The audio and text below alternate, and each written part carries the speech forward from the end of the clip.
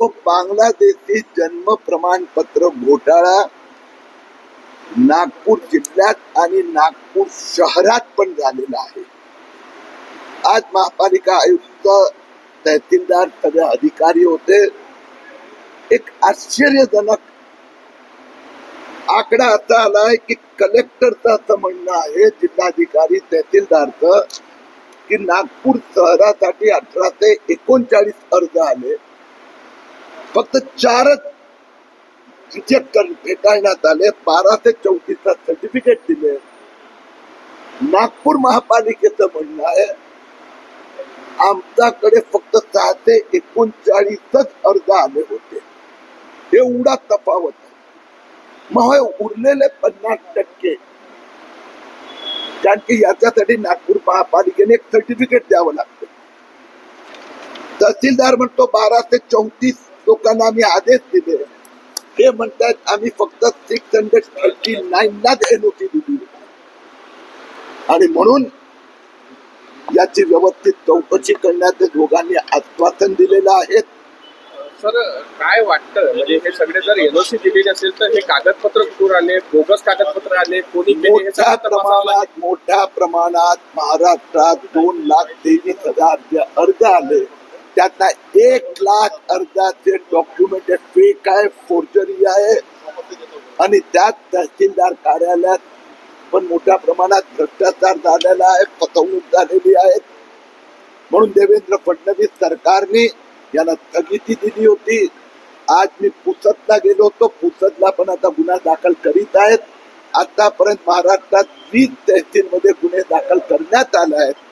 मला असं वाटतं की नागपूर तहसीलची पण ही स्थिती होणार आहे आणि त्यामुळे याचा पुढच्यासाठी जे SOP स्टँडर्ड ऑपरेटिंग गाईडलाईन जे टाकण्यात आले आहेत, यात आता बांगलादेशीला मिळणार नाही, पण जे लाख बांगलादेशी घुसलेत त्या प्रत्येकांना पकडून बांगलादेश पाठवलं। सर, आता 1200 कागद जे तुम्ही म्हणताय, जे एनओसी जे मिळाले नाही असे आहे, त्यापैकी 600 कागदांना एनओसी नाहीये।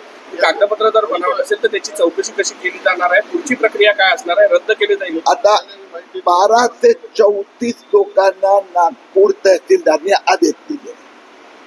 नागपूर महापालिका म्हणते आम्ही 639 ला एनओसी दिली होती।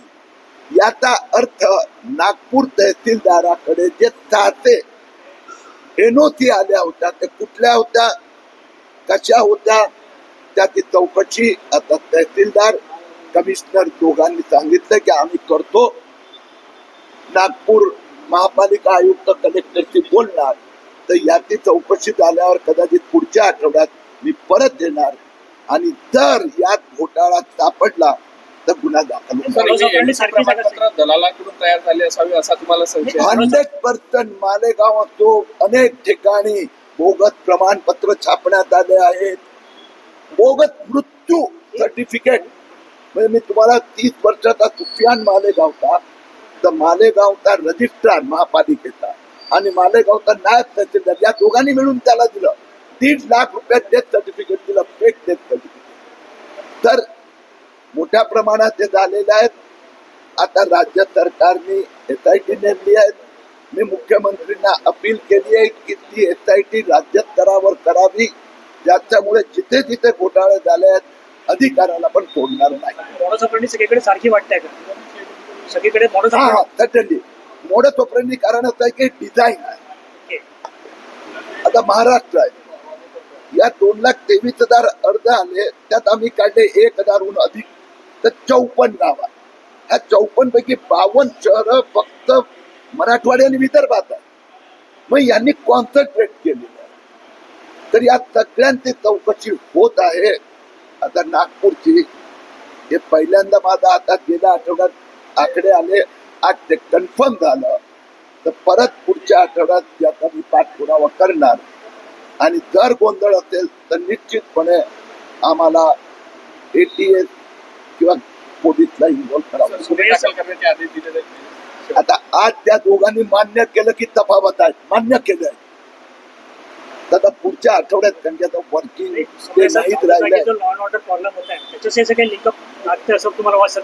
पहिलं मी हे सिद्ध झालं की 1239 पैकी 600 NOC कुठून आले याचा पहिलं शोधायचा. महापालिकेने सांगितलं आम्ही 639 दिलेली आहे. ते 600 खरी आहे, खोटी आहे, कुठली आहे, आकडा कुठला आहे हे पुढच्या आठवड्यात, कारण की आता हा आठवडा संपला आहे, हे हातात आल्यानंतर पुढची चौकशी.